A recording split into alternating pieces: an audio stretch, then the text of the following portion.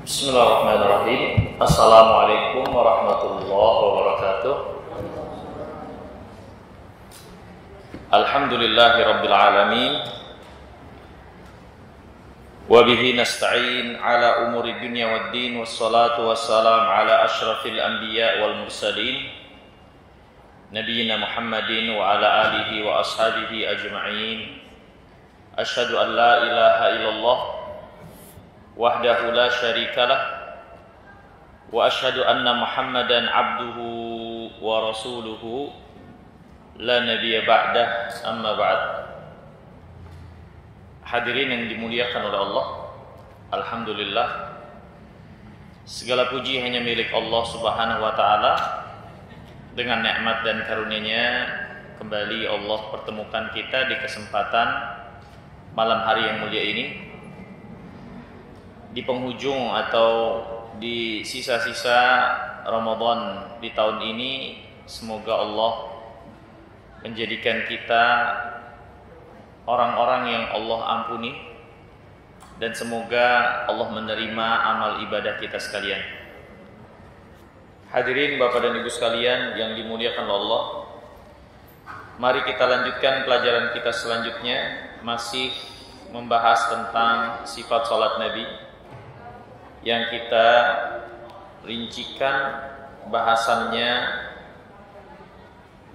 berdasarkan spesifikasi yang dijelaskan para ulama, bagian-bagian daripada salat ini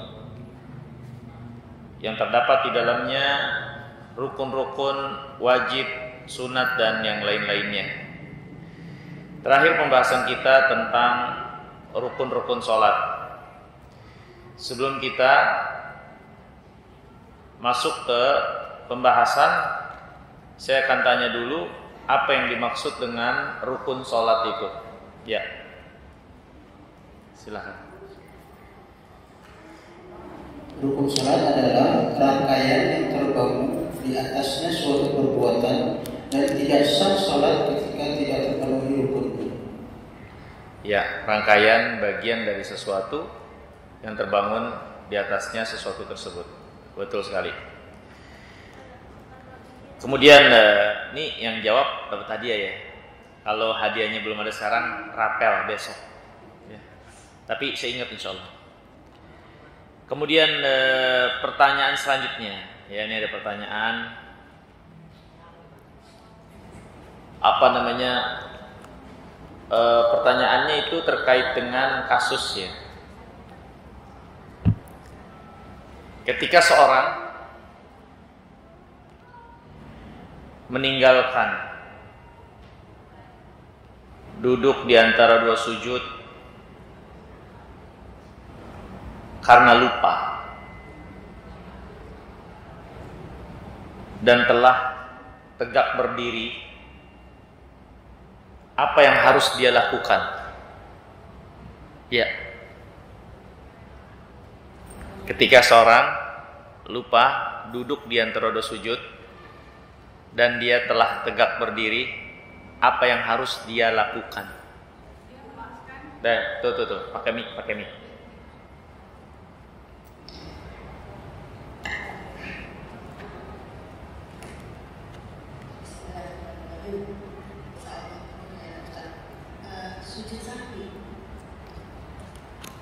Baik, sebelahnya. Dia terus tidak perlu duduk lagi ketika telah berdiri sempurna. Jadi dia mendudukkan sholatnya. Nanti dia menambah rakaatnya. Karena jika dia tidak sujud, apa tadi Ustaz? Tidak sujud ya. Berarti dia telah meninggalkan rukun. Iya. Jadi dia harus menambahnya. Ya. Jadi itu jawabannya. Iya, dia sujud sahwi, tapi itu nanti. Tapi yang harus dilakukan saat itu adalah melanjutkan sholatnya, karena dia sudah berpindah ke rukun berikutnya dengan sempurna.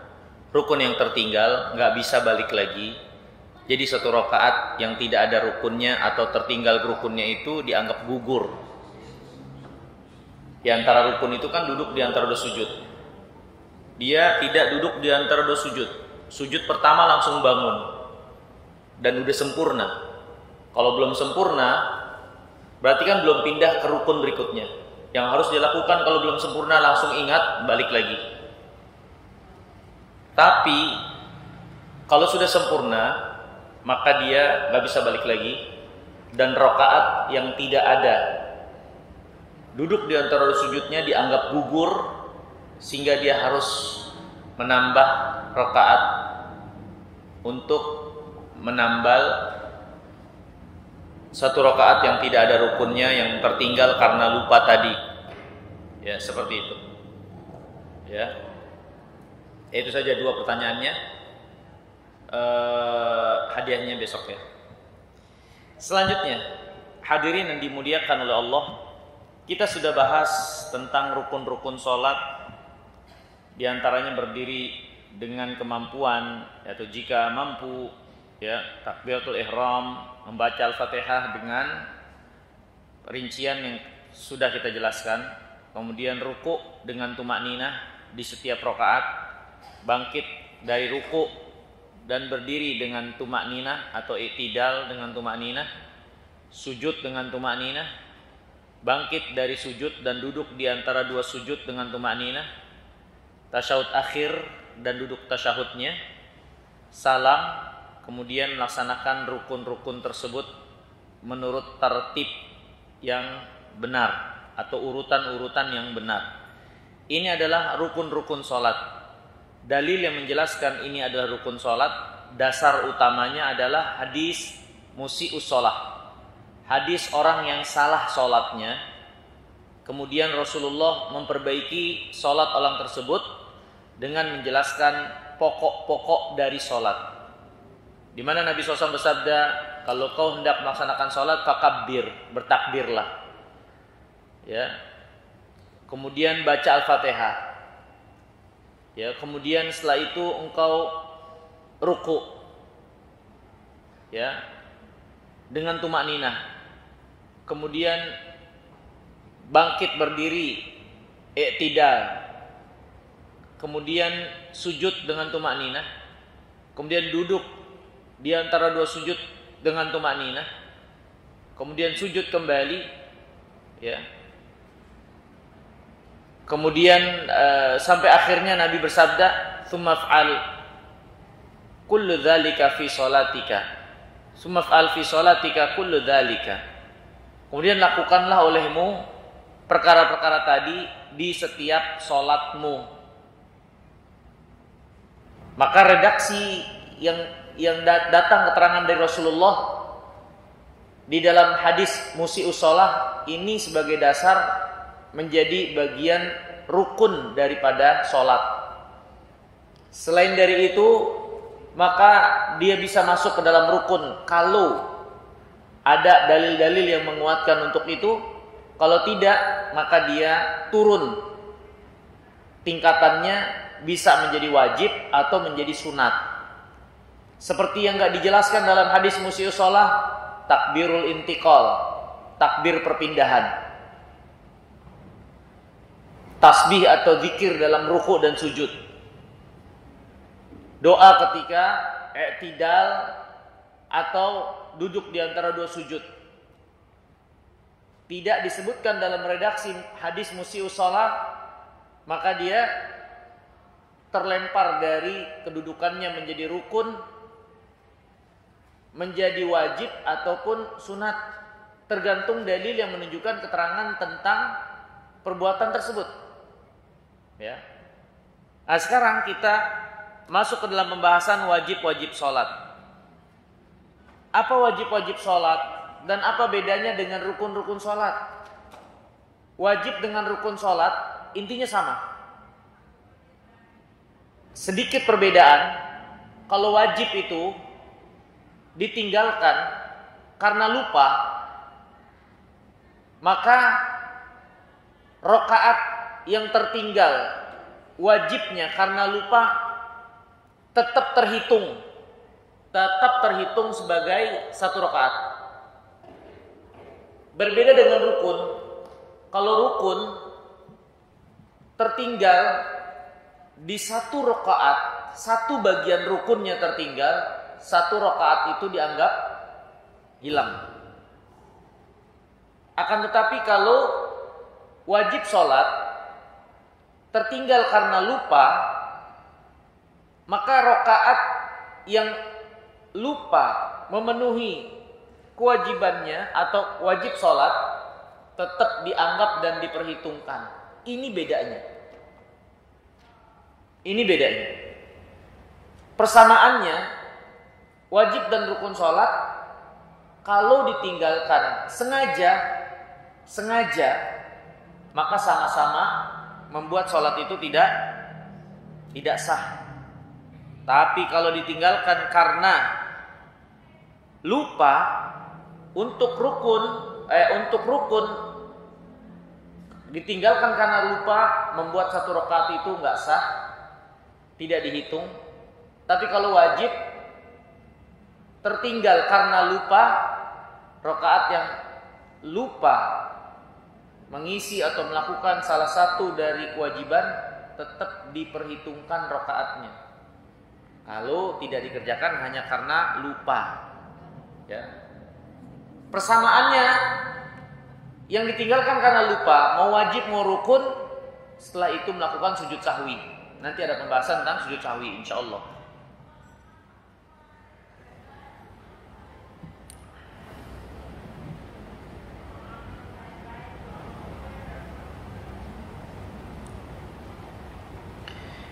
Ini hadirin yang dirahmati dan dimuliakan oleh Allah.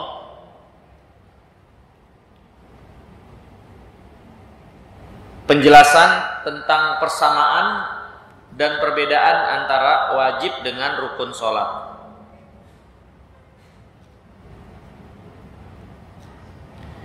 Sekarang, apa saja yang menjadi bagian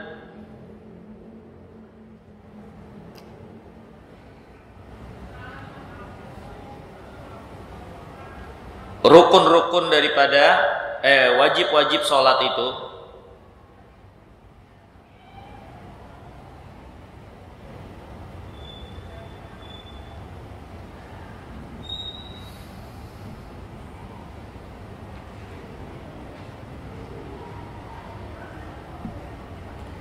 Yang pertama, di antara wajib-wajib sholat, walaupun ini tidak berada pada kesepakatannya para ulama, ya. Para ulama tidak berada dalam kesepakatan. Sebagian mereka berselisih mana yang menjadi rukun, mana yang menjadi wajib. Ya. Kalau yang menjadi rukun jelas dari hadis musi'us shalah itulah yang menjadi bagian rukun. Tapi yang menjadi bagian wajib mereka berselisih. Yang pertama yang menjadi bagian wajib adalah takbiratul intiqal.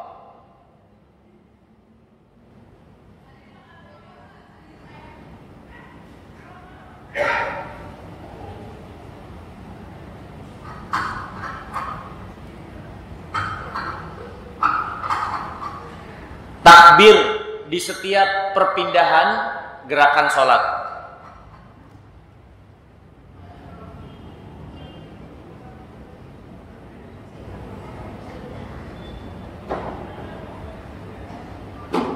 Walaupun jumhur, kebanyakan para ulama mengatakan takbir intiqal itu sunat. Ya. Saya takut kepanjangan kalau harus menjelaskan masing-masing dalil yang mengatakan sunat dan yang mengatakan wajib.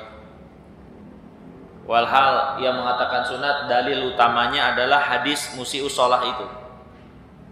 Di hadis musi'us shalah tidak ada penjelasan tentang takbir intiqal.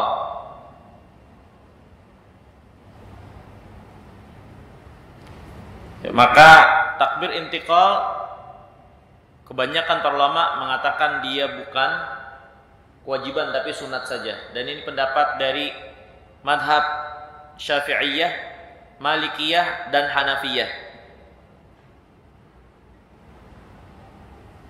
Yang kedua, pendapat para ulama mengatakan takbir intiqal bagian dari wajib sholat.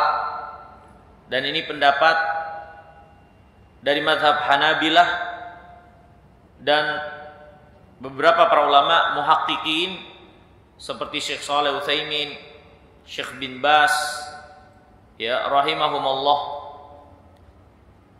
dan para ulama yang lainnya seperti Imam Ishaq ibn Rahawayh.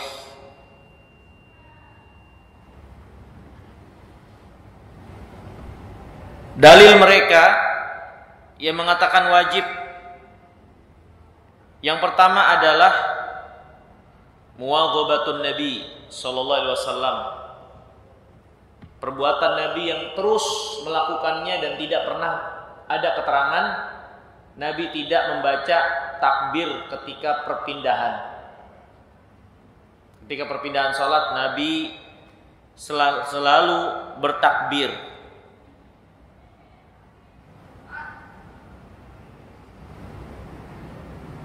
Di antara dalil juga yang menunjukkan ini adalah wajib,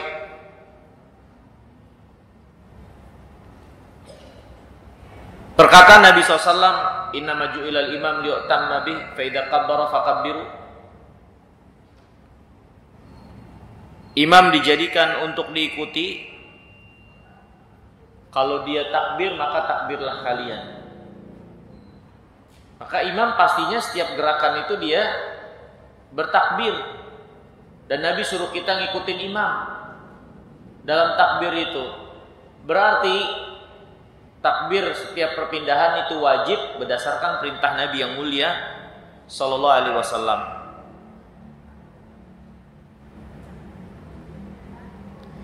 Dan hadis yang lainnya yang menjelaskan bagaimana sifat salat Nabi ketika Rasulullah berpindah dari satu gerakan ke gerakan lainnya selalu diiringi dengan takbir, dan takbir itu ucapan seorang Allahu Akbar.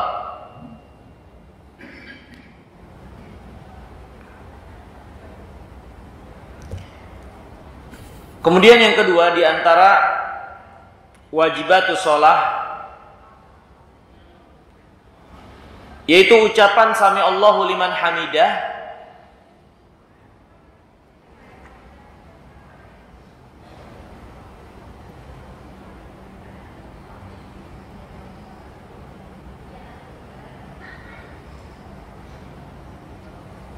bagi imam dan orang yang sholat sendiri. Bagi imam dan orang yang sholat sendiri. Bagaimana dengan makmum?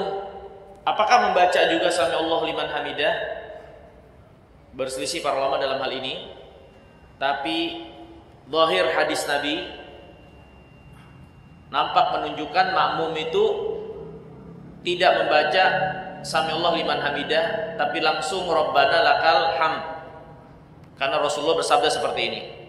Wa idza qala sami Allahu liman hamidah faqulu Rabbana lakal hamd.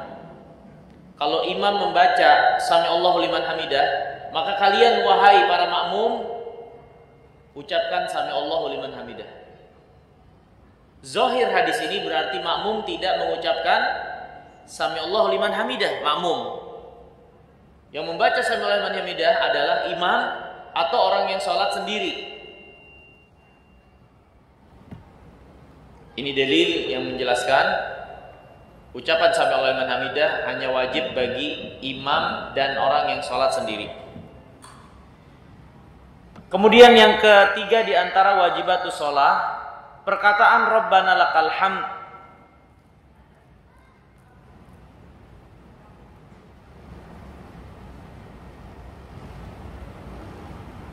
Ucapan Rabbana lakal hamd, ya ini ketika seorang i'tidal.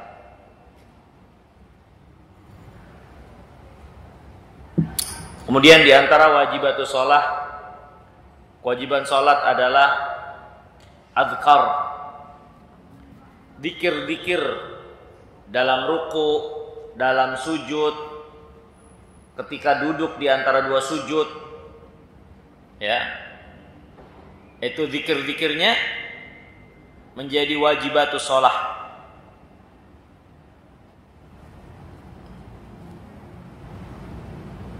Walaupun dalam hal ini sekali lagi para ulama tidak berada pada kesepakatan.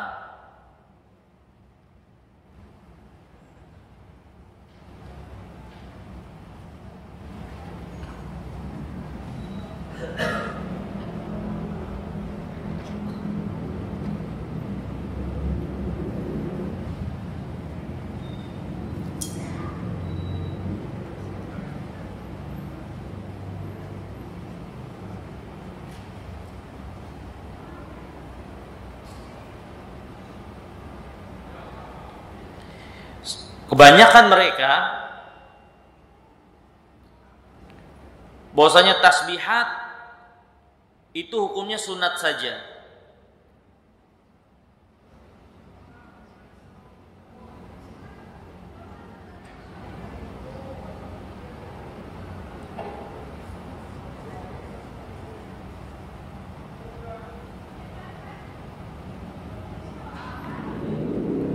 Sebagian lagi merincikan begini. Tasbihat, zikir-zikir itu hukumnya wajib, nggak boleh ditinggalkan sengaja. Tapi kalau ditinggalkan karena lupa, nggak ada masalah. Tapi nggak boleh ditinggalkan sengaja. Ya.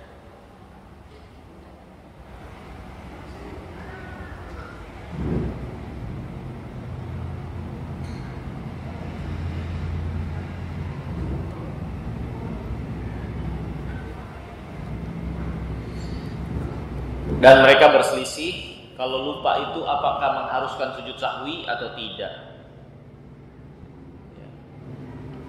Walhal ini perkara ijtihad, ya. Memang untuk wajibatus shalah ini banyak hal yang diperselisihkan para ulama.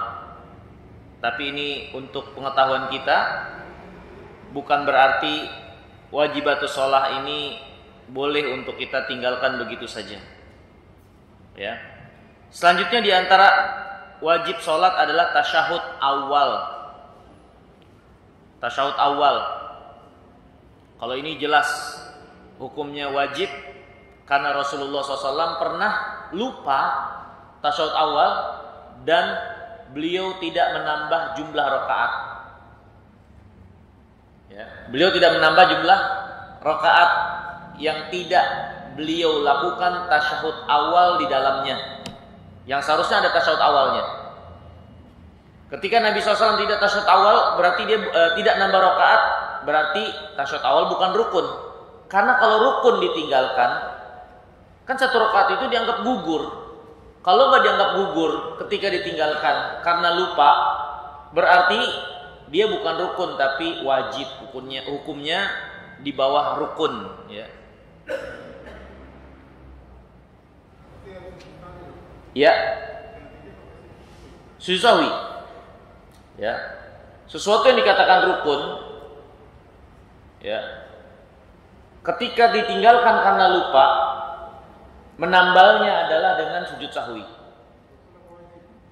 Maaf, wajib. Ya, wajib ketika ditinggalkan karena lupa, menambalnya adalah dengan sujud sahwi. Sama rukun juga. Ketika meninggalkannya karena lupa, dia juga ada sujud sahwinya. Sama, kalau dari sisi keharusan sujud sahwi. Rukun dan wajib kalau tinggalkan karena lupa sama-sama mengharuskan sujud sahwi.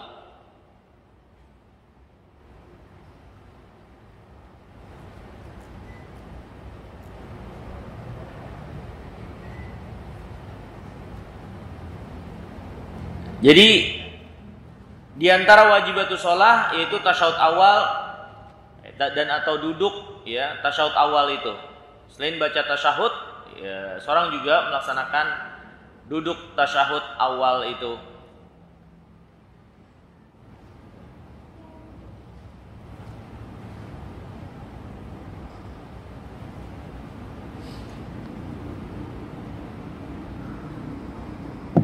Itu wajib-wajib sholat. Selanjutnya sunat-sunat sholat. Sunat-sunat sholat itu perkara-perkara dalam sholat yang mengerjakannya menambah kesempurnaan sholat, tapi meninggalkannya tidak mempengaruhi keabsahan. Tidak mempengaruhi keabsahan. Melakukannya tentu menyempurnakan nilai sholat tersebut, tapi ketika tidak dikerjakan tidak mempengaruhi keabsahan, sholatnya tetap sah. Sunat-sunat sholat terbagi menjadi dua. Yang pertama sunat berupa perkataan, lafaz atau zikir. Yang kedua sunat-sunat berupa perbuatan, gerakan-gerakan. Sunat berupa perkataan atau lafaz, ya. Contohnya doa iftitah. Doa iftitah. Kemudian sebagian para ulama mengatakan ta'awud pun sunat. Sebagian lagi mengatakan wajib. Ta'awud sebelum baca Al-Quran. Ucapan amin itu pun sunat. Ayat atau surat setelah Al-Fatihah itu hukumnya sunat. Mau rokat 1, rokat kedua, rokat ketiga, bacaan setelah Al-Fatihah itu hukumnya sunat. Kemudian menambah zikir lebih dari sekali. Misalnya subhana rabbiyal azim, dia tambah jadi 2, jadi 3, atau dia tambah zikir-zikir lainnya. Subhana dzil jabarut wal malakut wal kibriya wal azamah, disukai saja. Ya. Lebih dari 1 itu disukai saja. Sunat saja. Dan ini dalam perkataan. Ya. Contohnya juga doa setelah tasyahud sebelum salam. Ya. Ini juga hukumnya sunat. Adapun yang sifatnya perbuatan, sunat yang sifatnya perbuatan. Yang pertama tentunya adalah mengangkat tangan. Angkat tangannya hukumnya sunat. Yang menjadi wajib atau rukun adalah takbirnya, ucapan Allahu Akbarnya. Tapi angkat tangannya itu hukumnya sunat. Ya. Ditambah lagi kesempurnaannya untuk dilaksanakan sebagaimana Nabi contohkan. Jari yang tidak direnggangkan, tidak juga dikepal, tapi dia diluruskan ke arah langit, menghadapkan bagian dalam tangan ke arah kiblat.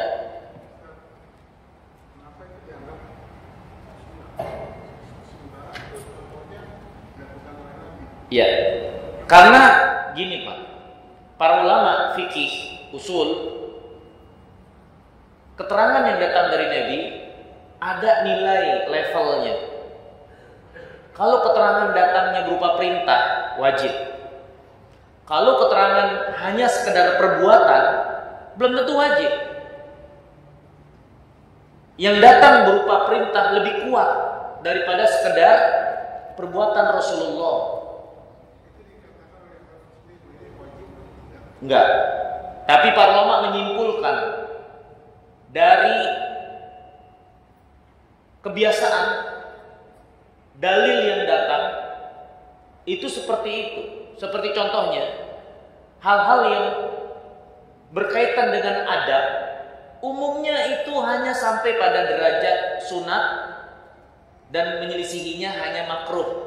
Kalau yang sifatnya adab, umumnya para ulama, jumhur para ulama menilai keterangan dari Nabi yang sifatnya adab itu hanya sampai derajat sunat saja atau meninggalkannya makruh saja, nggak sampai haram umumnya, kecuali kalau ada keterangan lain yang menunjukkan kekuatan hal tersebut menjadi wajib.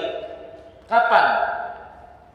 Perintah, datangnya berupa perintah, atau terdapat ancaman bagi yang meninggalkan, ancaman neraka atau yang lainnya.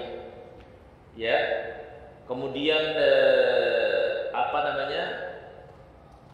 ada lafaz-lafaz Pak di pelajaran usul fikih, dasar fikih, bagaimana kita berinteraksi dengan dalil untuk mengetahui dalil yang datang seperti ini menunjukkan wajib, dalil yang datang seperti ini menunjukkan sunat.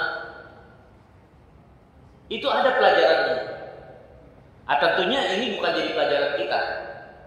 Kalau kita ingin mendalami itu, belajarnya usul fikih. Kalau ini yang kita pelajari itu sudah jadi. Kalau ditanyakan gimana kita bisa memutuskan ini menjadi hukum rukun, wajib atau sunat, maka usul fikih yang ilmu untuk bisa menyimpulkan itu. Sedikit saya beritahukan, itu adalah dari sifat dalil yang datang. Kalau dalilnya datang berupa perintah, hukum asal perintah adalah wajib. Tapi kalau yang datang hanya sekedar perbuatan Nabi SAW belum tentu menunjukkan itu wajib. Bahkan perbuatan Nabi pun ada kategori. Perbuatan yang sifatnya ibadah, ada perbuatan yang sifatnya adat, ada perbuatan yang sifatnya spontanitas. Masing-masing punya konsekuensi hukum yang berbeda. Perbuatan Nabi SAW yang sifatnya kebiasaan manusiawi, sebagian ulama mengatakan itu tidak menjadi sunnah untuk kita lakukan juga. Seperti Nabi tidurnya ngorok. Apakah kita dihitung ibadah untuk mengusahakan diri tidur ngorok? Seperti Nabi SAW rambutnya panjang. Sebagian para ulama memanjangkan rambut bagi laki-laki itu terkait uruf yang ada ketika itu, yang memang umumnya laki-laki berambut panjang sampai sebahu, tapi tidak menjadi sunnah tersendiri. Makanya kita saksikan ulama sekarang umumnya nggak ada yang gondrong, karena nilai keterangannya tidak seperti sesuatu yang sifatnya perintah atau ada ancaman di dalamnya ketika meninggalkan. Itu datang seperti perbuatan Nabi SAW. Nabi begini, seorang muslim meniru, meneladani beliau dengan perbuatannya tersebut terpuji. Tapi kan kita sedang berbicara tentang hukum. Suatu yang terpuji bukan berarti hukumnya harus menjadi wajib atau menjadi rukun Islam. Tapi bisa saja dia hukumnya hanya disukai saja. Ini maksudnya. Tetap.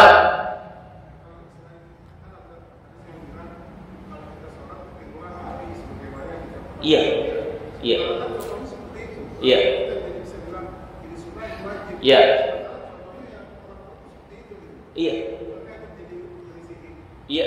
Nabi SAW mengatakan, "Shollu kama ra'aitumuni usolli." Salatlah sebagaimana kalian melihat aku salat. Tapi ini sifatnya global.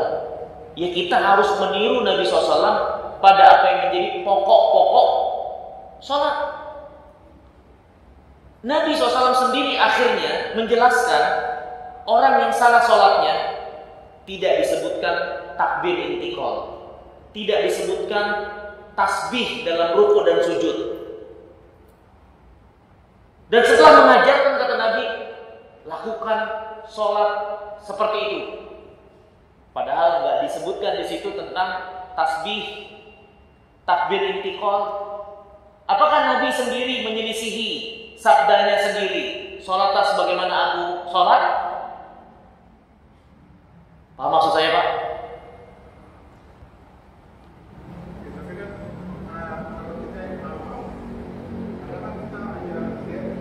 Makanya kita belajar. Jadi kita tahu dan bisa menempatkan dengan baik.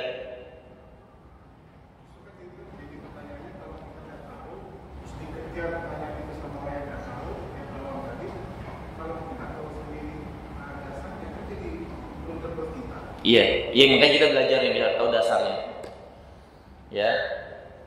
Jadi interaksi dengan dalil adalah satu ilmu yang juga harus kita paham.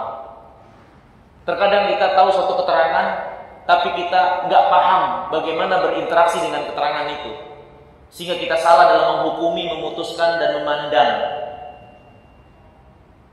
Ya. Ilmu ini ada bagian dan tempat-tempatnya. Yang sedang kita bicarakan ilmu fikih terkait hukum. Bagaimana menyimpulkan hukum itu ada namanya ilmu usul fikih. Kita seorang awam misalnya, gimana nih nyikapin ini? Perhatikan saja apa yang dijelaskan. Kalau ada yang ingin dipertanyakan tadi seperti yang Bapak tanyakan, tanyakan saja. Kita akan jelaskan, oh begini kedudukannya.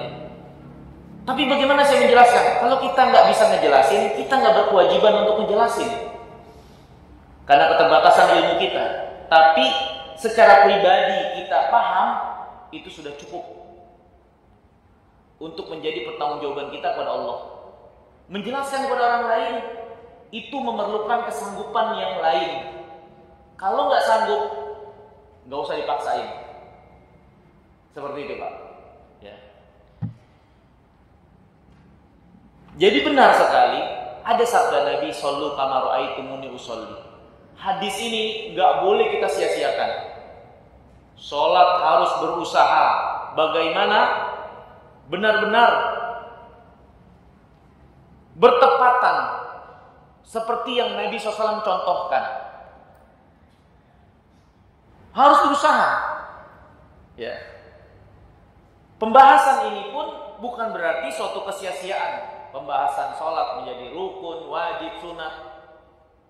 Karena akhirnya kita bisa jadi tahu mana hal-hal dari bagian sholat yang perlu sujud sahwi, yang membuat sah atau tidak sah. Bagaimana kita melihat kesalahan dan kebenaran. Kalau kita paham ini dengan rinci, maka kita bisa mensikapi dengan baik. Sekarang ada orang sholat di depan kita, yang dia tidak lakukan ternyata hanya sekedar sunat sholat. Terus kita salahin dia, kamu salah sholatnya, harusnya begini, padahal sunat sholat yang dia keliru. Tapi kita obati overdosis, akhirnya malah menimbulkan keributan, akhirnya malah membuat orang ini benci hadis Nabi. Tentu ini adalah suatu yang rugi. Ternyata kadar kesalahannya itu nggak harus disikapi berlebihan, karena kita nggak paham tentang kadar nilai amal. Salah kita dalam mensikapi. Yang terjadi bukan keadaan lebih baik, tapi malah memburuk. Kalau kita nggak ngerti, nggak paham, itulah diantara dampak buruknya. Karena penyakit juga harus diobati sesuai dengan dosisnya. Ya, ini makanya benarlah kata para ulama, kalau kita belajar fikih benar, kita jadi luas wawasan kita dan bisa cermat dalam memandang dan menghukumi. Bukan berarti kita akhirnya membiarkan kesalahan, membiarkan kekeliruan, tidak. Tapi setiap urusan itu ada kadarnya untuk kita sikapi sesuai dengan kadar itu. Kita lanjutkan. Kemudian hadirin yang dirahmati dan dimuliakan Allah, di antara sunat-sunat sholat yang berupa perbuatan, tadi takbirat mengangkat tangan, ya. Kemudian juga rincian-rincian di mana letak tangan dan bagaimana, misalnya waktu memegang lutut, itu kan disebutkan bagaimana Nabi SAW itu jarinya seperti mencengkram ke lutut. Ternyata tangan ini di lutut, bukan di paha, apalagi di betis. Ketika ruku itu di lutut. Ya. Nah, itu kan sunat-sunat sholat dalam al-af'al. Dan sunat-sunat sholat bukan untuk ditinggalkan, tapi untuk dikerjakan dan diusahakan dikerjakan. Hanya saja kalau berbicara tentang keabsahan, ada orang yang mungkin narok tangannya di paha. Apakah berarti sholatnya nggak sah? Nggak juga. Tapi secara pribadi kita, ya jangan ditinggalkan. Ya. Kita lanjutkan lagi. Kemudian sedekap, Syekh Albani tapi mengatakan sedekap ini secara umum garis besar adalah wajib. Meletakkan tangan kanan di atas tangan kiri, karena itu perbuatan para nabi dan rasul dalam sholat mereka. sunnahnya para nabi dan rasul dalam sholat mereka. Ya, sehingga pengamalan secara umum meletakkan tangan kanan di atas tangan kiri wajib. Ya, ini Syalbani. Ya, tapi para ulama yang lainnya tidak mengatakan demikian. Ya.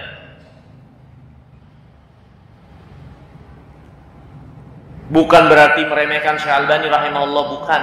Tapi ini kita sedang menjelaskan, oh inilah ada pembahasan dalam masalah ini. Gimana kita? Ya ikuti apa yang Nabi SAW contohkan. Gak usah kita memusingkan perselisihan yang diperselisihkan para ulama dalam satu masalah. Kita cari saja mana sih yang Rasulullah kerjakan. Ya udah kita ikutin itu. Kemudian hadirin yang dirahmati dan dimuliakan Allah. Ini contoh-contoh sunat-sunat dalam perbuatan. Ya. Kemudian selanjutnya, ya, kita akan jelaskan secara global sifat sholat Nabi SAW. Ya, kita akan gambarkan, visualisasikan, ya, secara umum bagaimana sifat sholat Nabi SAW terlepas dari ini rukun, wajib atau sunat. Tapi beginilah yang datang keterangan dalil dari tata cara sholat tersebut. Ya. Yang pertama, sholat itu kata para ulama perkataan dan perbuatan yang khusus dimulai dengan takbir, diakhiri dengan salam. Jadi amalan pertama kali lahiriah dalam sholat, perbuatan sholat adalah takbir. Adapun niat, kalaupun dia dimasukkan ke dalam bagian sholat, sebagian ulama masukkan dia dalam rukun, tapi niat itu adalah amalan hati. Niat adalah amalan hati. Yang jadi pembahasan adalah amalan lahiriah. Dia dimulai dengan takbir, diakhiri dengan salam. Jadi suatu dengan takbir. Takbir itu seorang mengucapkan Allahu Akbar. Allahu Akbar. Ya. Dan ada beberapa kekeliruan dalam mengucapkan Allahu Akbar ini. Di antaranya ada yang mengucapkan Allahu Akbar, A-nya dipanjangin. Ini keliru dan mempengaruhi arti, merusak arti. Allahu Akbar arti yang benar, Allah Maha Besar. Kalau seorang mengucapkan Allahu Akbar, ini malah jadi pertanyaan, apakah Allah Maha Besar? Siapa yang takbirnya ngucapin seperti itu, dia keadaannya paham, mempertanyakan kebesaran Allah, ini bisa keluar dari iman. Siapa yang ragu akan kebesaran Allah bisa keluar dari iman. Ya. Jadi salah kalau takbir itu Allahu Akbar, salah. Ya benar Allahu Akbar. Ya. Di antara salah juga ada orang mengucapkan Allahu Akbar, ba-nya panjang. Itu artinya jadi berbeda, tapi saya tidak hadir dalam ingatan saya. Ya. Tapi yang benar adalah Allahu Akbar. Kalau mau dimatkan pada lafaz Allahnya, Allahu Akbar. Ya. Nah, seorang ketika mengucapkan takbir dan itu takbiratul ihram, ya, Nabi SAW mencontohkan untuk mengangkat kedua tangan. Sekali lagi ini terlepas hukumnya wajib, sunat atau rukun.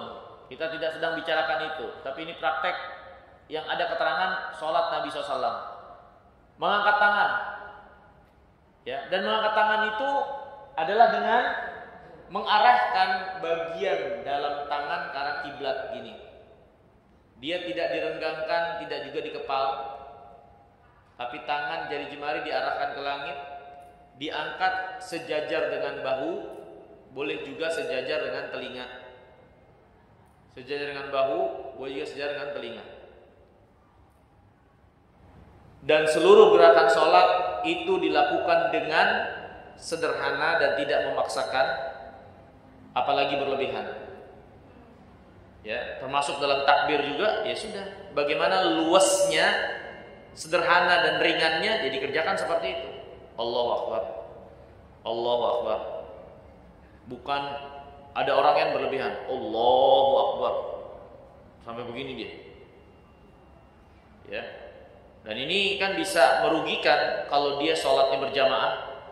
Kasihan orang-orang sebelahnya. Ya, tapi praktek sholat itu dilaksanakan dengan penuh kesederhanaan. Tidak melampaui batas seperti itu. Ya. Angkat tangan, ya, sentang bahu, sentang telinga. Ya, yang simpel saja. Allahu Akbar. Allahu Akbar. Ya. Dan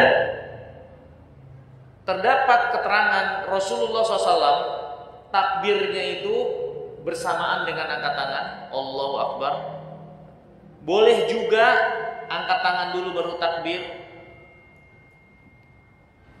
Allahu Akbar. Boleh. Atau yang ketiga, takbir dulu baru angkat tangan. Allahu Akbar. Itu semua boleh. Boleh bareng. Boleh angkat tangan duluan baru takbir. Boleh juga takbir dulu baru angkat tangan. Ketiga-tiganya ada keterangan kalau itu dilakukan oleh Rasulullah SAW. Ya. Kemudian mata disukai pandangan itu ke arah tempat sujud.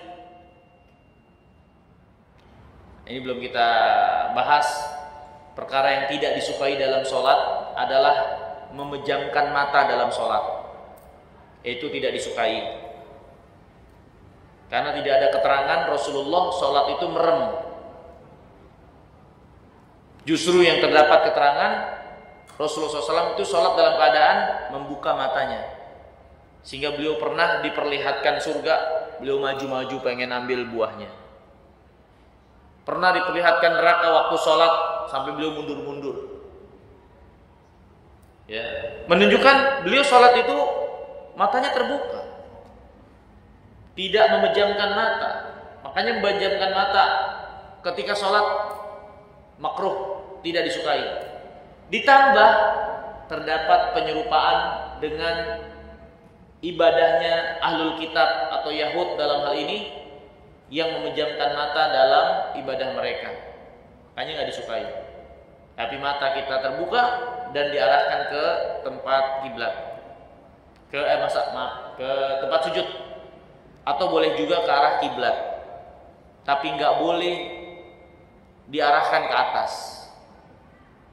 Terdapat ancaman dari Nabi SAW, matanya itu tidak dikembalikan penglihatannya ketika dia sengaja sholat ngadep atas begini. Ya, ada ancaman keras yang bisa menjadikan perbuatan itu perbuatan yang haram di dalam sholat. Ya. Kemudian juga tidak disukai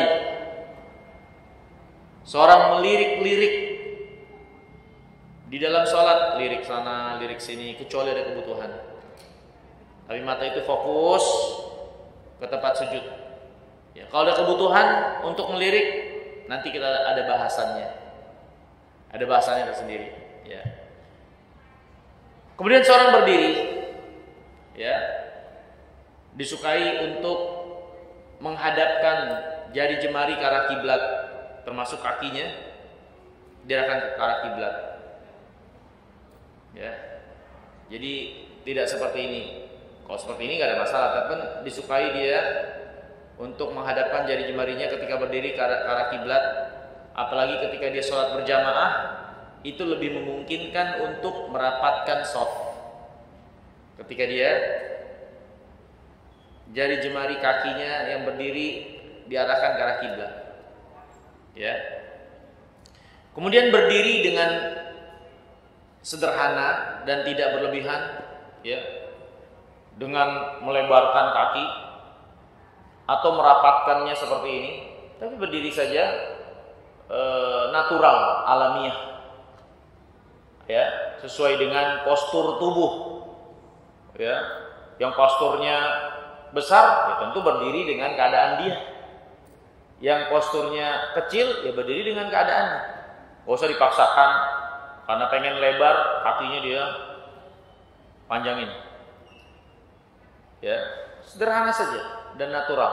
Ya, berdiri. Kemudian setelah itu meletakkan tangan kanan di atas tangan kiri dengan rincian telapak tangan kanan di atas punggung tangan kiri seperti ini. Ya. Atau bisa juga telapak tangan kanan menggenggam pergelangan tangan kiri seperti ini. Ini juga boleh, dan diletakkan di dada. Dan dada itu mulai dari bagian atas perut ke atas. Tentu meletakkannya dengan natural dan tanpa memaksakan diri.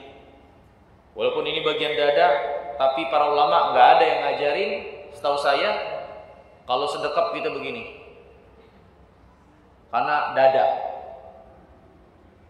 Tapi yang kita lihat dari keterangan dan praktek para ulama, ya sholat dilakukan dengan natural alamiah. Letakkan di dada yang menyamankan kita. Bagian atas perut ini sudah masuk hitungan dada. Ya seperti ini. Bisa seperti ini atau seperti ini. Ya. Selanjutnya baca doa iftitah. Iftitah. Doa iftitah ada banyak. Boleh pilih salah satunya. Bisa Allahumma bait baini, bisa Allahu akbar kabira, atau bisa juga ini wajjahtu wajhiya. Yang mudah mana? Silahkan. Doa iftitah. Setelah baca doa iftitah, baca ta'awudz karena hendak membaca Quran. A'udzubillahi minasyaitonirrajim. Itu cukup, atau bisa juga a'udzubillahi minasyaitonirrajim min hamzihi wa nafthihi wa nafthihi.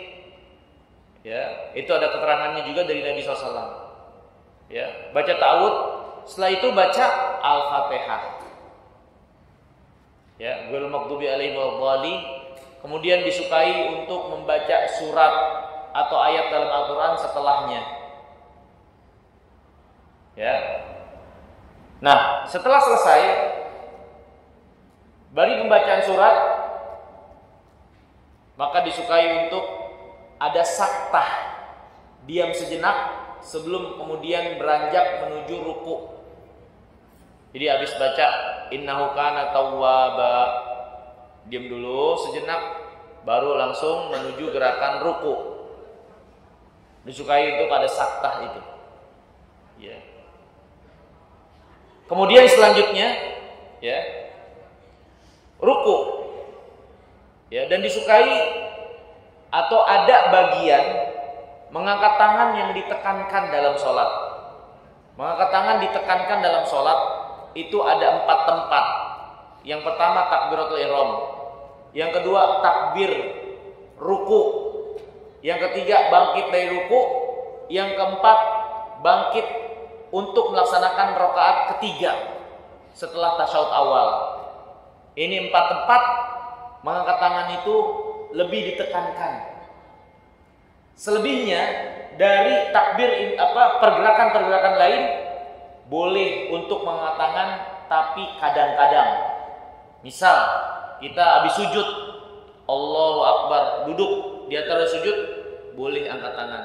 Tapi hendaklah dilakukan kadang-kadang ahyanan, karena lafaz yang datang keterangan tentang hal tersebut sifatnya menunjukkan tidak dirutinkan. Ya.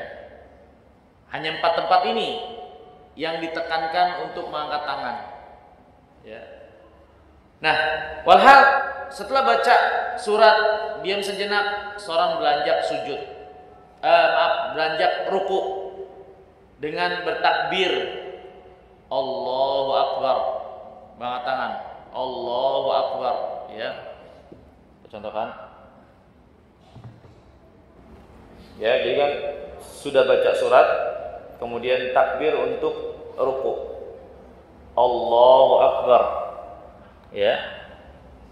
Jadi takbir itu diucapkan berbarengan dengan pergerakan menuju ruku. Ya. Allahu Akbar. Bukan rukuk dulu baru Allahu Akbar. Tapi takbir itu dibaca dalam pergerakan kita menuju rukuk dengan sempurna. Ya. Dan rukuk adalah dengan menggenggam, dengan melebarkan jari jemari, ya, tidak merapatkannya, dan menggenggam lutut, dengan meluruskan punggung dengan kepala, tidak didongakkan kepalanya atau tidak dijatuhkan ke bawah, tapi lurus dengan punggung, diusahakan seperti itu. Ya, contohnya seperti ini. Diluruskan. Ini kurang lebihnya ya. Jadi diluruskan ini. Dengan mata ke tempat sujud tetap. Ya. Tangannya di sini. Ini tentu bagi yang punya kemampuan. Kalau yang nggak mampu karena tua apa semuanya, ya sholatlah apa yang menjadi kemampuannya. Ya. Kemudian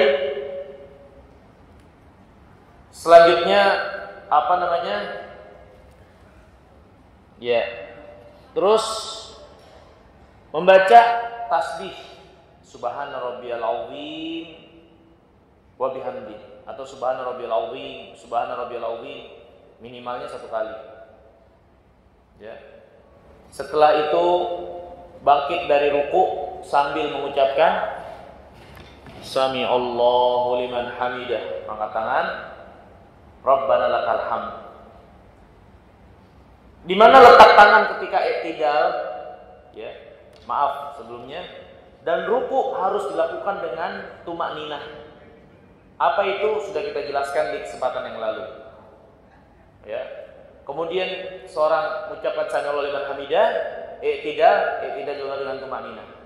Di mana letak tangan ketika i'tidal? Berselisih para ulama.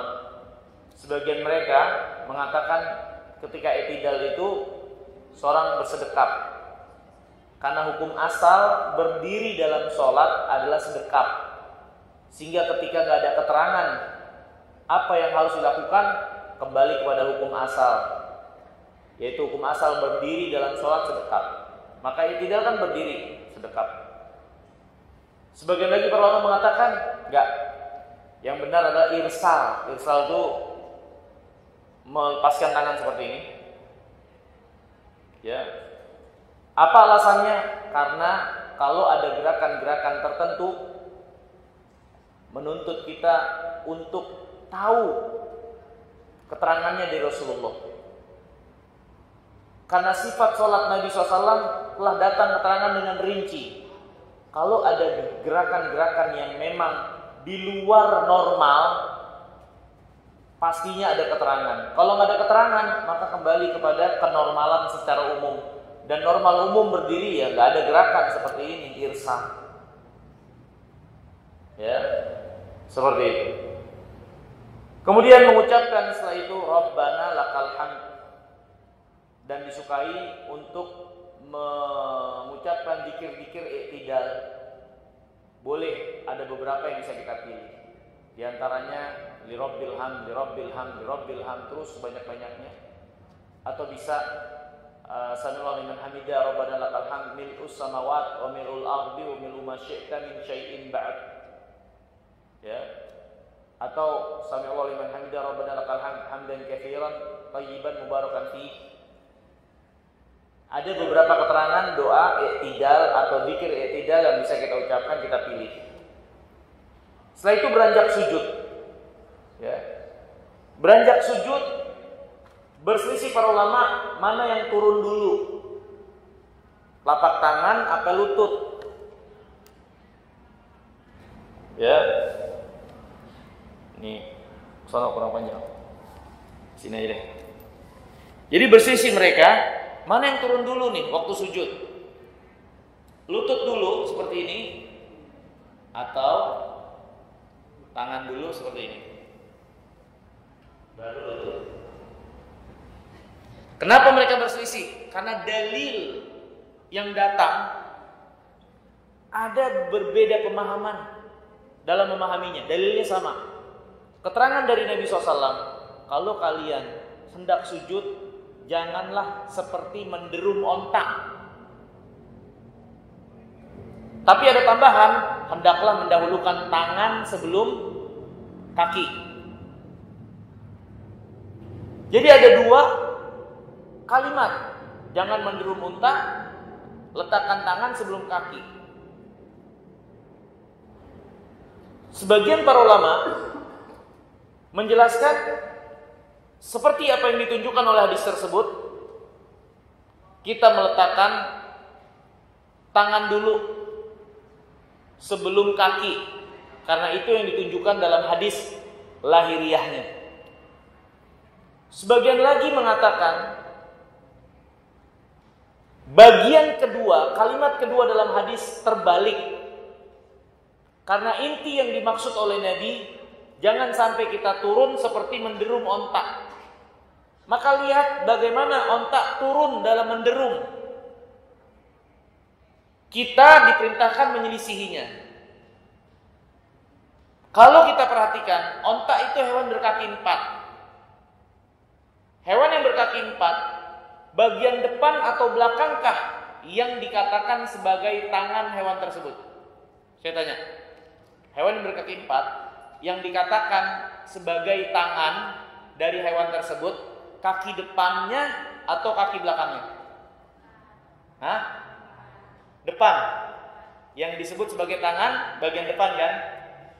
Nah, ternyata onta ketika menderum, ini misalnya onta ya, ketika menderum, dia tuh tangan dulu, baru kaki. Dia depan dulu, jadi onta ini begini, ini misalnya kakinya onta. Dia depan dulu begini turun, baru kakinya, baru belakangnya. Kalau hitungannya bagian depan itu tangan, bagian belakang kaki, berarti onta tangan dulu atau kaki dulu? Tangan dulu. Dan kita disuruh jangan seperti onta. Kalau onta tangan dulu, berarti kita kaki dulu. Paham maksudnya? Kalimat yang kedua terbalik itu. Tapi orang yang pendapat pertama dari para ulama mengatakan enggak. Onta itu kakinya yang depan, belakang tuh tangan. Akhirnya enggak menemui titik temu karena ontanya juga diem-diem baik. Ya udah, pembahasan terus bakalan berlanjut. Ya. Jadi beginilah pembahasan kurang lebihnya ya para ulama ya,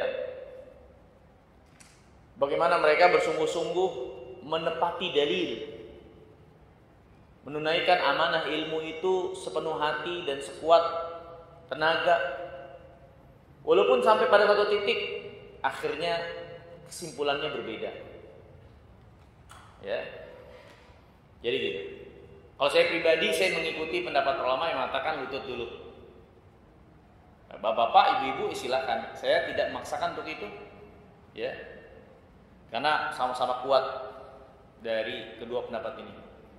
Jadi walhal setelah i'tidal turun sujud. I'tidal dengan tumakninah sujud. Allahu Akbar. Ya. Yang terpenting dalam sujud dengan 7 anggota tubuh. Dahi dengan hidung jadi satu, kedua telapak tangan, 2 lutut, dan ujung jari kaki. Untuk sifatnya, jari ini diarahkan ke kiblat, tidak dikepal, tidak juga dilebarkan, tapi diarahkan ke kiblat seperti ini. Dan dia diletakkan setentang dengan bahu atau setentang dengan telinga ketika sujud. Dan sujud dengan natural, tidak memaksakan diri seperti orang yang sujud seperti ini. Ya, terlalu bertang. Kan ada tuh. Ya kan begini. Kaki kanan ini sujud begini. Lalu kayak orang push up. Sholat itu natural. Sujud gimana? Terdapat keterangan dari hadis Nabi SAW. Jarak antara berdiri Nabi dengan tempat sujud kurang lebih 3 hasta ya? 3 hasta. Ya seinilah kurang lebih. Ya, jadi nggak sampai beliau seperti itu. Natural saja ya, kita nggak terlalu tinggi ya, nggak perlu juga ujung sampai ujung ketemu. Ya, yang menyamankan badan kita. Ya, kemudian di antara sifatnya juga kaki belakang ditekuk begini dan diusahakan jari-jari itu diarahkan ke kiblat. Ya kan? Dan kanan dan kiri itu dirapatkan. Ini disukai, dirapatkan. Tangan kiri dirapatkan seperti ini ketika sujud. Ya. Kemudian kita dilarang untuk meletakkan siku ke lantai, karena itu akan menyerupai anjing yang tidur atau anjing yang duduk begini. Ini seperti ini dilarang oleh Nabi SAW. Ya, sujud begini itu dilarang. Benar, siku itu diangkat menjauhi tangan. Ya, seperti ini. Nah, kemudian seorang selanjutnya dia mengucapkan tasbih dalam sujud subhana rabbiyal a'la. Ya.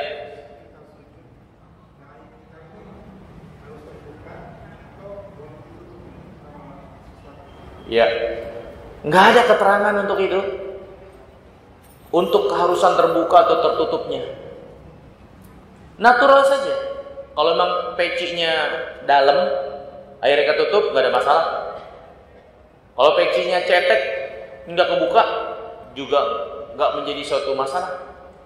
Pernyataan harus terbuka tanpa dalil. Apa dalil yang menunjukkan kalau ini nggak boleh menyentuh, nggak boleh terhalang sama rambut atau justru datang keterangan dari Nabi. Nanti kita ada bahas makruhat sholat dan dalilnya. Seorang yang punya rambut panjang itu dilarang sholat dalam keadaan terkuncir bagi laki-laki. Dan Nabi memerintahkan biarkan saja rambut itu terurai, ikut sujud. Yang berarti ada kemungkinan dia menghalangi dahi. Karena nggak menjadi suatu ketentuan dahi ini tidak ada penghalang ketika sujud, atau nggak boleh ada penghalang ketika sujud. Nggak ada ketentuan itu. Ya. Dahi, telapak tangan, lutut, bagian anggota sujud, iya bukan? Kalau dahi nggak boleh ada penghalang, harusnya lutut juga nggak boleh. Ada nggak orang yang waktu sholat dia buka lututnya biar nyentuh tanah? Ada nggak? Kenapa dibedain? Hanya dahi yang nggak boleh ada penghalang, tapi lutut boleh. Karena nggak ada keterangan, akhirnya tidak solid alasannya yang bisa dipertanggungjawabkan.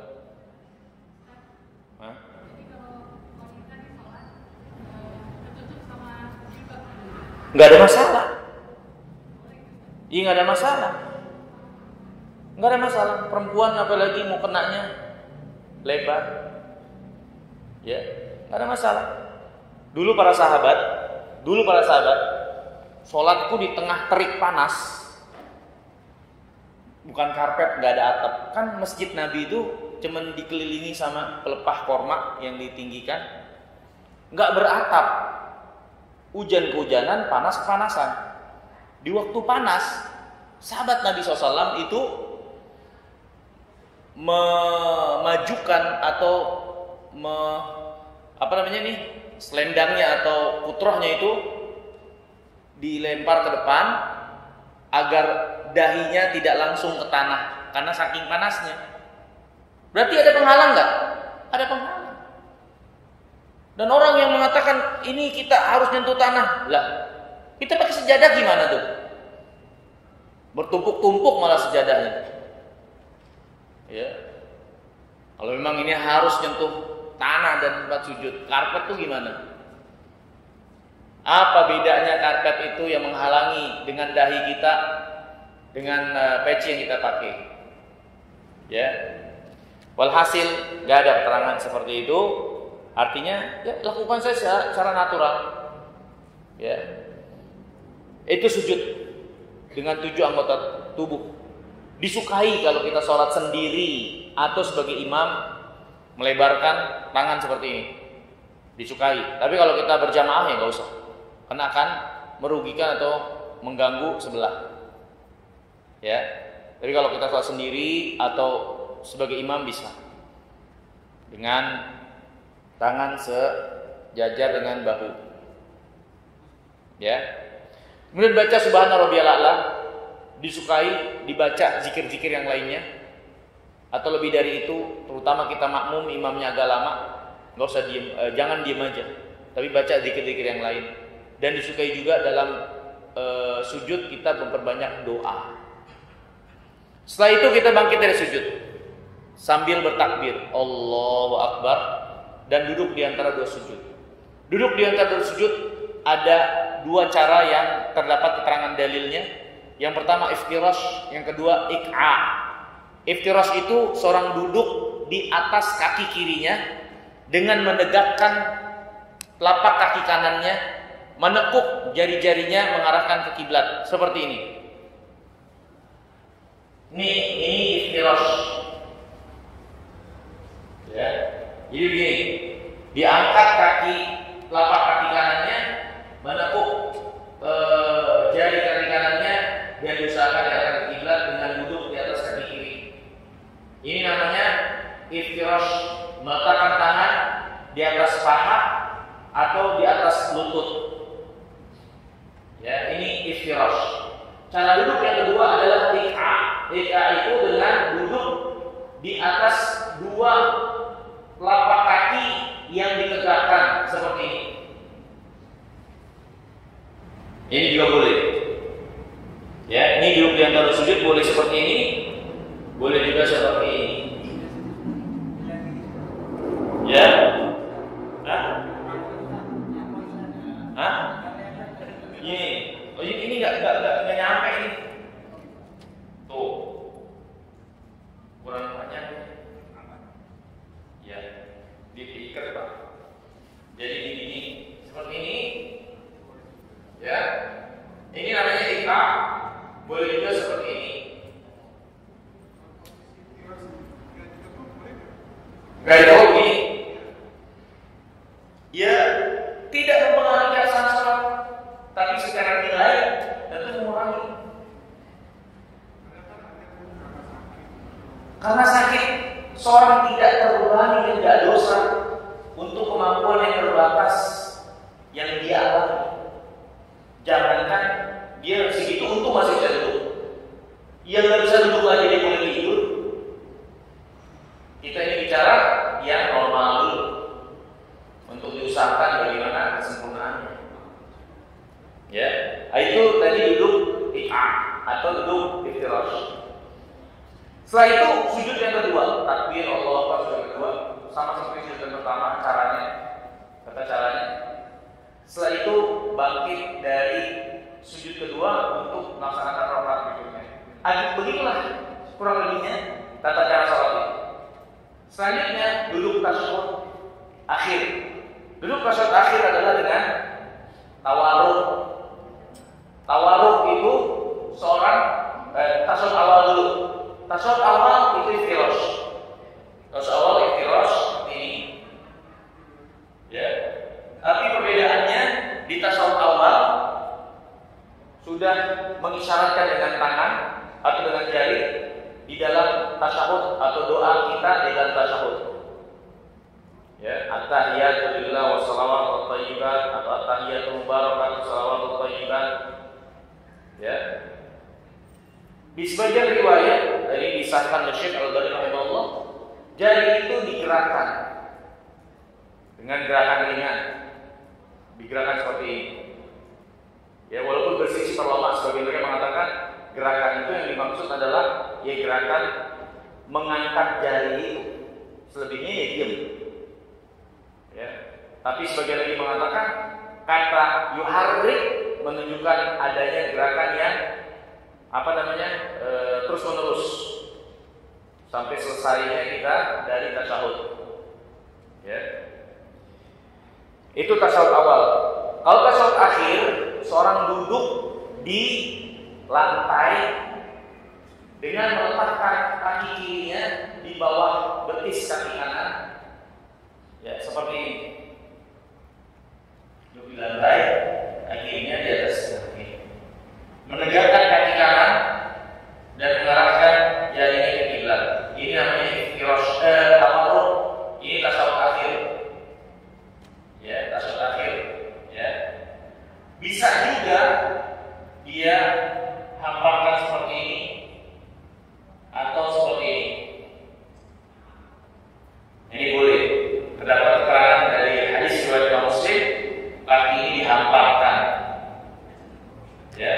Tapi umumnya dia ditegakkan seperti ini. Ini duduk tawarruk tasyahud akhir. Ya. Kemudian baca tasyahud, ya. Antara sebuah dan seterusnya. Kemudian di antara kewajibannya juga membaca salawat. Ya. Kemudian setelah itu doa sebelum salam. Setelah itu salam. Ya. Dan salam itu sampai kalau dalam hadis disebutkan sampai pipi Nabi SAW kelihatan orang di belakang. Assalamualaikum warahmatullahi wabarakatuh. Seperti itu. Kemudian yang kedua kiri, assalamualaikum warahmatullahi wabarakatuh. Selesai. Nah, inilah kurang lebih gambarannya dari gabungan praktek sholat yang menjadi rukun, wajib atau sunat-sunat itu. Ya.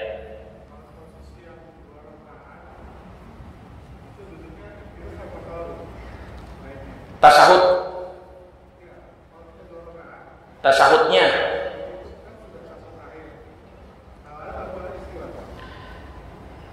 hadis Rafi' ya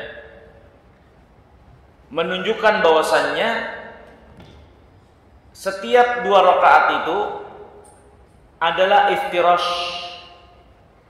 Maaf, hadis Rifa'ah ibn Rafi' yang diriwayatkan oleh Imam Abu Daud. Rifa'ah bin Rafi' berkata gini, fa idza jalasta fi wasati shalah fatma'in. Kalau engkau duduk di tengah salat, maka tumakninahlah. Waftarish fakhidha, ya. Iftirashkan pahamu yang kiri. Berarti duduk di atas kaki kiri. Tsumma tasyahhad. Kemudian tasyahudlah. Maka ini diambil kesimpulan mazhab Ahmad terutama, salat yang tasyahudnya hanya satu, duduknya di tasyahud akhir adalah dengan iftirash. Kalau tasyahudnya cuma satu. Kalau tasyahudnya 2, maka yang pertama iftirash, yang keduanya tawarruk. Ya, seperti itu. Ini mazhab Ahmad. Mazhab Syafi'i rahimahullah, untuk tasyahud yang ada salamnya maka tawarruk. Seperti sholat subuh, sholat Jumat, sholat sunat 2 rakaat. Kalau tasyahud itu tasyahud yang ada salamnya, maka tawarruk. Tapi kalau tasyahud itu tasyahud awal nggak ada salamnya, maka dia iftirash. Mazhab Hanafiyah kalau nggak salah atau Malikiyah itu semuanya mau 1 mau 2 itu iftirash. Berbeda sebaliknya, mau 1 mau 2 itu tawarruk. Jadi ada 4 pendapat tentang masalah ini. Ya. Saya sendiri mengikuti pendapat dari mazhab Syafi'i, ya, berdasarkan hadis namanya?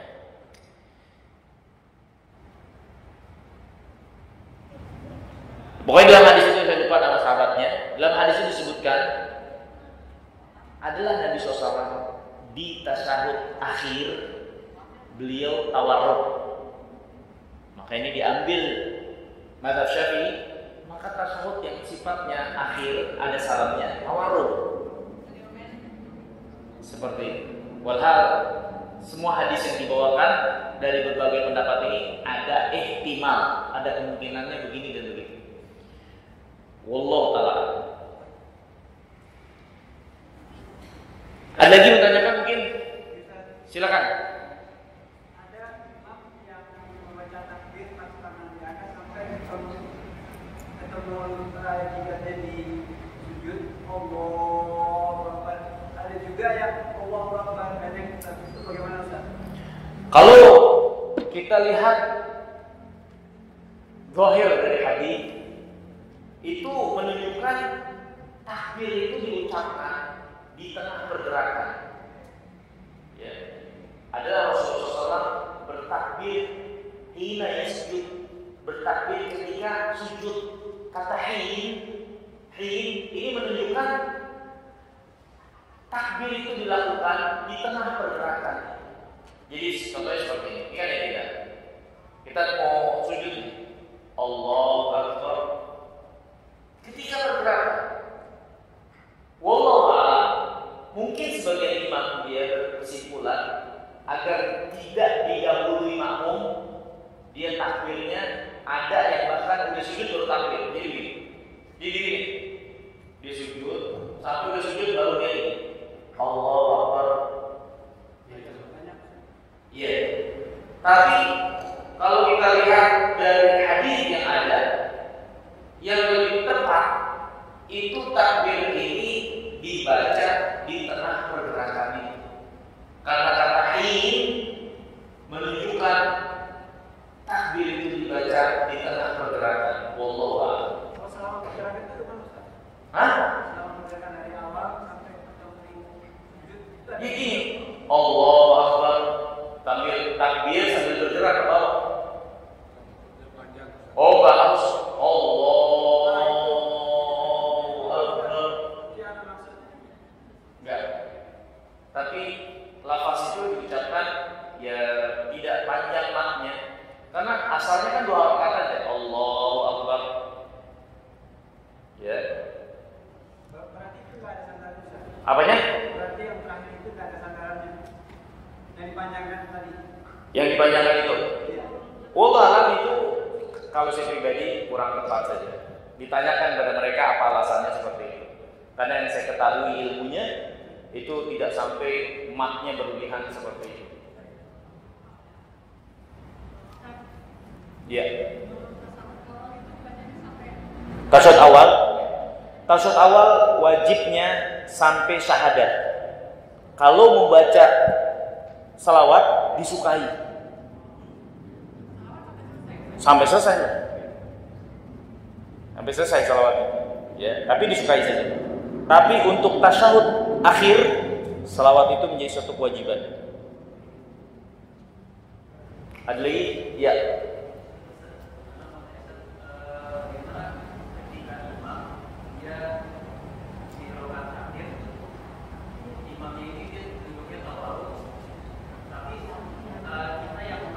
Masbuk.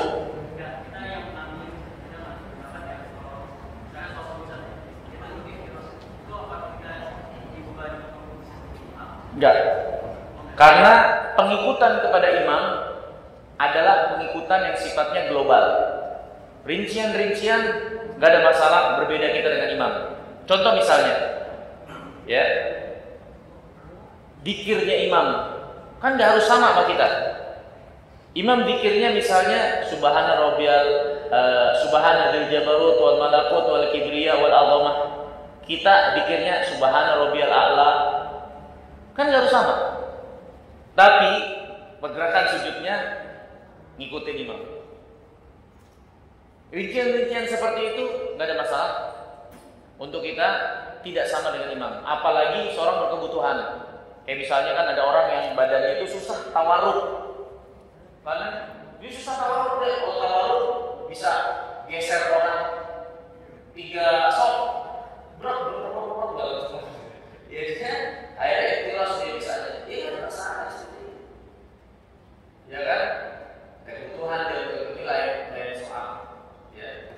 Jadi penyamaan dengan imam yang secara garis besar. Adapun rincian-rincian seperti itu, apalagi dalam masalah yang itu ilmiah, kan ada masalah yang berbeda. Kayak imam misalnya imam sedekah waktu i'tidal. Sami Allahu liman hamidah, imam sedekah. Sedangkan kita lebih cenderung kepada keterangan para ulama kalau dia irsal. Imam sedekah, gimana kita? Ya kita dengan apa yang kita lakukan. Tapi i'tidal itu secara garis besar kita menyamai rincian itu nggak ada masalah. Wallah. Ada lagi ya?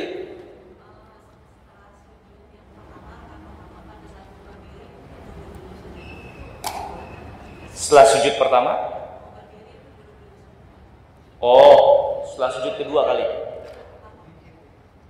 Setelah sujud pertama duduk di dada sujud kita. Mau berdiri. Ada namanya duduk istirahat. Duduk yang dilakukan setelah bangkit dari sujud kedua mau rakaat berikutnya. Jadi ini, contoh ini. Ini sujud kedua ya. Kita mau rakaat berikutnya kan? Apakah duduk dulu istirahat atau langsung saja berdiri? Ada keterangan dari Rasulullah SAW, beliau melakukan duduk istirahat sampai tenang, baru beranjak berdiri. Tapi dalam hal ini para ulama berselisih dalam menyimpulkan. Sebagian mereka mengatakan itu hanya untuk kebutuhan. Dilakukan Rasulullah di usia tuanya. Gak bisa dia langsung berdiri, tapi istirahat terlebih dahulu. Sehingga dia tidak menjadi sunnah tersendiri, kecuali dia adalah suatu amalan yang dikerjakan kalau memang ada kebutuhan. Kalau nggak ada maka nggak usah. Apalagi kita posisi sebagai makmum. Kita sebagai makmum nih. Imam biasanya kan setahu kita kan langsung diri. Apa kepentingan kita duduk dulu? Dan yang namanya duduk istirahat itu benar-benar duduk, bukan sekedar mampir. Jadi benar-benar kita harus begini. Allahu Akbar. Duduk dulu istirahat tenang, baru diri. Bukan Allahu Akbar. Ya, atau nggak ada duduknya sebetulnya. Ya, yang namanya istirahat benar-benar istirahat. Kalau dipraktikkan. Tapi dalam hal ini kalau ulama berselisih mengatakan apakah itu menjadi suatu amalan tersendiri dalam sholat atau untuk kebutuhan saja. Karena terdapat keterangan itu Nabi SAW lakukan di usia tuanya. Gitu. Kita kalaupun mau mengamalkan, gak ada masalah insya Allah Ta'ala, tapi benar-benar istirahat ya. Tapi kalau kita sebagai makmum, maka lihat bagaimana imam. Kalau imam beristirahat, kita langsung bangkit. Karena imam kan akan langsung baca. Dan kita harus bersiap mengikuti imam. Seperti itu. Dan kalau kita nggak butuh juga, kita boleh langsung berdiri. Gak ada masalah. Ya. Kalaupun itu menjadi suatu amalan, ya setinggi-tingginya dia sunat. Wallah. Iya Pak.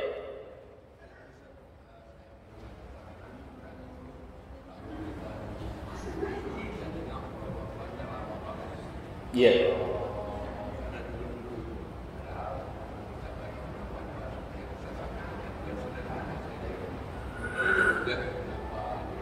Oh jadi dia karena duduk dulu. Allah.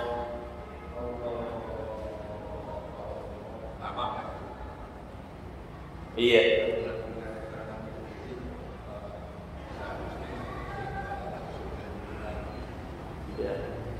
Ya, setahu saya kalau kita bisa lihat di hadis-hadis itu, lafaz ucapan takbir itu normal saja. artinya natural dan enggak sampai melebihkan mat, apalagi di luar ketentuan. Kan sampai 6 harokat lebih, 4 harokat lebih. Bacaan Quran aja nggak sampai kayak gitu. Ya kan? Jadi, yes, natural saja. Allahu Akbar. Allahu Akbar. Ya. Wallahu a'lam. Ada lagi? Kalau nggak ada, satu lagi silakan Pak.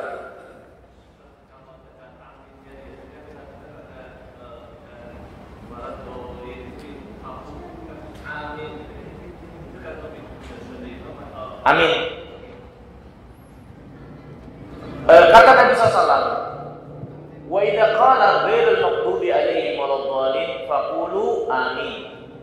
Kalau imam mengucapkan ghairil maghdubi alaihim waladdallin faqulu, hendaklah kalian itu para makmum mengucapkan amin.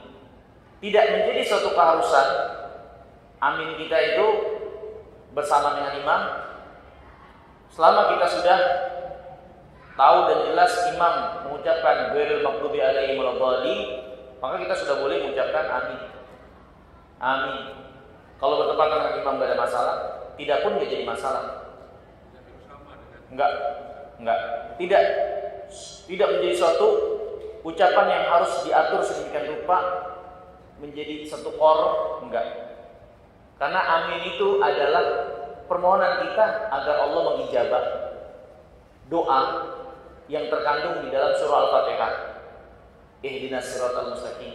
Ya Allah, tunjukin aku jalan yang lurus, kami jalan yang lurus. Ghairil maghdubi alaihim waladdallin. Itu jalan yang lurus, bukan jalannya orang yang dimurkai dan bukan jalannya orang yang sesat. Amin. Ya Allah, ijabahilah doa kami.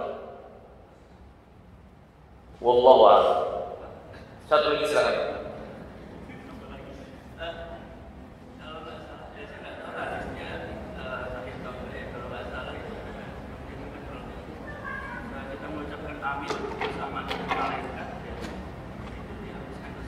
Iya, masalahnya kita kagak dengar itu malaikat bacanya gimana. Iya kan? Iya memang itu benar hadis Nabi. Cuman masalahnya gimana cara nyamain dengan malaikat? Kapan momennya? Enggak tahu kan kita. Iya kan? Iya. Tapi hadis itu benar. Siapa yang aminnya bertepatan dengan amin malaikat, dia diampuni dosanya. Tapi kapan malaikat mulai mengaminkan? Kita kan nggak tahu gimana membarenginya. Begitu juga nggak bisa tahu. Ya udah kita kerjain aja apa yang menjadi kepentingan kita. Tapi kalau bertepatan dengan nikmat dari Allah tentunya, nah itu kita akan dapat ampunan. Wallahu a'lam. Mungkin ini dulu. Ya, iya. Ketika imam baca Al-Fatihah, berarti sholat jahar, makmum diem atau ikut baca, gitu kan? Siapa yang bisa jawab? Hah? Kita sudah bahas ya di rukun-rukun sholat. Bahwasanya di antara rukun sholat baca Al-Fatihah, tapi ada beberapa keadaan yang dikecualikan. Ya, di antaranya ketika sholat jahar, sholatnya jahar, dikeraskan bacaan imamnya, membaca Al-Fatihah atau surat. Walaupun dalam hal ini ada berselisih para ulama, ya, tapi yang kuat adalah makmum diam karena perintah Allah, fa idza quri'al Qur'an fastami'u lahu wa ansitu. Kalau dibacakan Quran, maka simak dan diam. Berarti kita diam menyimak Al-Quran itu dibacakan. Ya. Terus kita kan harus baca Al-Fatihah sebagai makmum. Untuk keadaan itu dikecualikan. Karena ada beberapa keadaan bacaan Al-Fatihah itu dikecualikan atau boleh untuk tidak dibaca pada momen tersebut. Seperti kita jadi masbuk, terlambat, imam sudah ruku, maka kita ikut ruku dan tetap dapat satu rakaat selama dapat ruku bersama imam walaupun nggak baca Al-Fatihah. Ini menunjukkan Al-Fatihah ternyata bisa dikurangi untuk keadaan tertentu. Termasuk dalam hal ini apalagi firman Allah yang menjelaskan untuk kita simak dan diam. Ya, wallahu a'lam. Mungkin ini dulu yang bisa kita pelajari. Insya Allah kita lanjutkan lagi di kesempatan mendatang. Bagian selanjutnya kita akan singgung sedikit tentang pembatal-pembatal dan hal-hal yang makruh di dalam sholat, sembari melanjutkan bagian yang selanjutnya, yaitu masalah sujud sahwi. Karena setelah kita tahu tentang rukun, wajib dan sunat, maka diantara fungsinya adalah kita bisa tahu mana kalau kita terlupa untuk kita lakukan sujud sahwi. Lupa dalam hal apa, bagian manakah dalam sholat untuk kita sujud sahwi, dan mana yang nggak perlu sujud sahwi, dan bagaimana sujud sahwi, apa yang kita kerjakan ketika sujud, apa yang dibaca ketika sujud, ya, dan juga keutamaan dari sujud sahwi ini. Nah, insya Allah besok insya Allah kita akan bahas tentang masalah sujud sahwi ini. Mungkin ini hadirin yang dimuliakan Allah yang bisa kita pelajari. Tentu masih banyak kekurangan, tapi semoga ini sedikit menjadi pintu pembuka untuk kita mendalami dan memiliki wawasan yang lebih luas lagi tentang sholat yang kita lakukan. Dan semoga Allah Subhanahu wa taala senantiasa memberikan taufik dan hidayahnya buat kita sekalian. Aku qouli hadza wa astaghfirullah li wa lakum. Subhanakallahumma wa bihamdika asyhadu an la ilaha illa anta astaghfiruka wa atubu ilaik. Assalamualaikum warahmatullahi wabarakatuh.